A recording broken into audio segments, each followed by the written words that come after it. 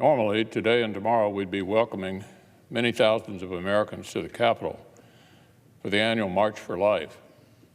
Every year, the march is one of the most important things that happens here in Washington.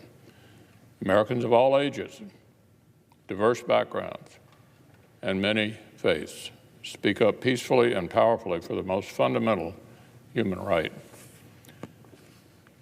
They make our nation confront the fact that even the most modest protections for innocent life are still not secure.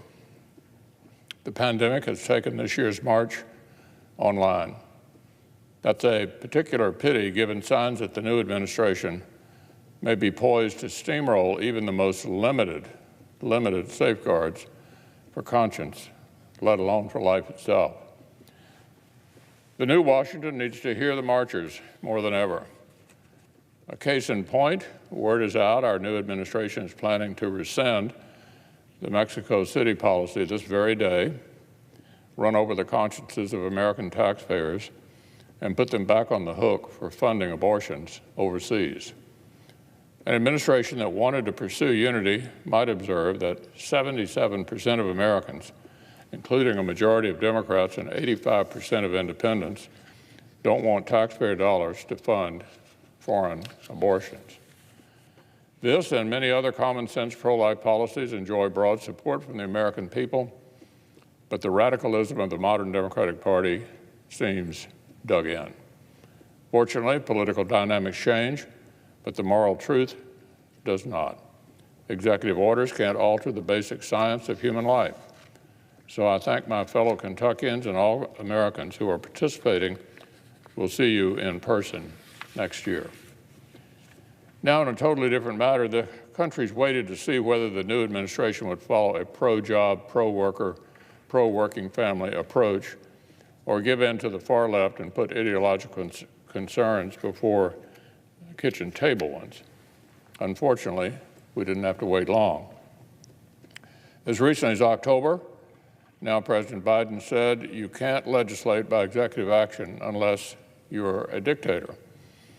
Well, in 1 week, he signed more than 30 unilateral actions, and working Americans are getting short shrift.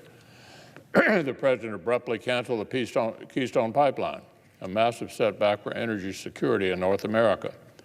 The Canadian leader called it a gut punch.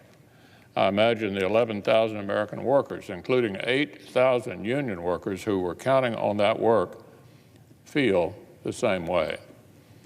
We've headed back into an international pact that would have us self-inflict serious pain on working families, has failed to curb China's emissions, and without which our own emissions have been dropping anyway. And yesterday, the administration slammed the brakes on further domestic energy development on the huge swaths of land owned by the federal government. No new oil, gas, or coal leases on federal land. Our responsible use of these lands accounts for more than one-fifth of our domestic production, about 2.8 million barrels per day. That is almost the equivalent of Kuwait's daily oil production from our federal lands alone, plus more than 10% of domestic natural gas. 2019 marked the first time in nearly 70 years when U.S. energy exports outpaced imports. For the first time since the 1950s, our nation ran an energy surplus, not a deficit. That's been great news, but some left-wing elites are not happy. The sources of this affordable domestic energy are not sufficiently trendy. As John Kerry explained yesterday on behalf of the administration, he wants the large numbers of American workers in those sectors to find, quote, better choices. Better choices than their good jobs that feed their families and strengthen our independence. Remember, with the pipeline cancellation, the president effectively closed the door on thousands of American jobs with a stroke of a pen. According to one news report, one welder from Pipefitters Local 798, who'd been working in Nebraska, says he's already had to lay off his whole team before losing his job himself. He said he sat down in his truck and simply cried. This latest new prohibition will replicate that heartbreak many times over. According to one study, the decision on federal lands will leave us down nearly 1 million American jobs by next year alone. 1 million lost jobs by next year alone. It's a heck of a way to kick off a presidency. Mass layoffs of our own citizens, working Americans in other sectors will pay as well. One analysis found this decision could increase household energy costs by almost $20 billion over the next decade. And President Biden, John Kerry, and the whole gang appear to be just getting warmed up. Mr. Kerry admitted yesterday that even if the United States somehow brought our carbon emissions to zero, it wouldn't make much difference in the global picture. That's because our competitors, including China, have already gone roaring past us. But there's one kind of cooling these policies will achieve. They'll ice the job market in communities all across America. In the state of New Mexico, 65% of oil and gas production is tied to federal lands. By one estimate, 16,000 jobs will be on the chopping block in that state alone, next year if President Biden's ban holds up. In Colorado, it would cost another 3,000 jobs and more than 40% of the state's natural gas production. As a Kentuckian, I'm also familiar with the ways these Democratic policies can hurt communities. Kentucky paid dearly for the first round of these liberal policies under President Obama. We have no desire to be subjected to a sequel, especially when John Kerry says we should take the rate at which coal is already declining and quintuple it. In our confirmation hearing yesterday, the president's nominee to be Energy Secretary referenced, quote, jobs that might be sacrificed. Yeah, that's absolutely right. Well, she gets some points for honesty. That's what happened the last time these folks called the shots.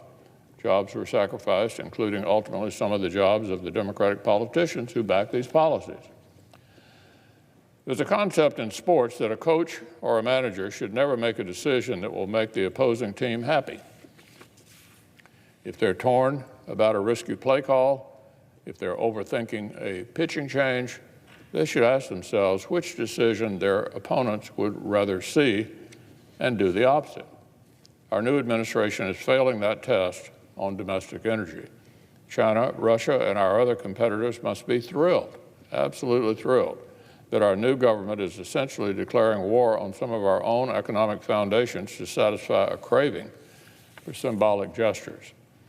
Willfully throwing our own people out of work, reducing our domestic energy security, raising costs and prices for working families, all for no meaningful impact on global temperatures, just to buy applause at those international conferences where the participants all assemble by private jet.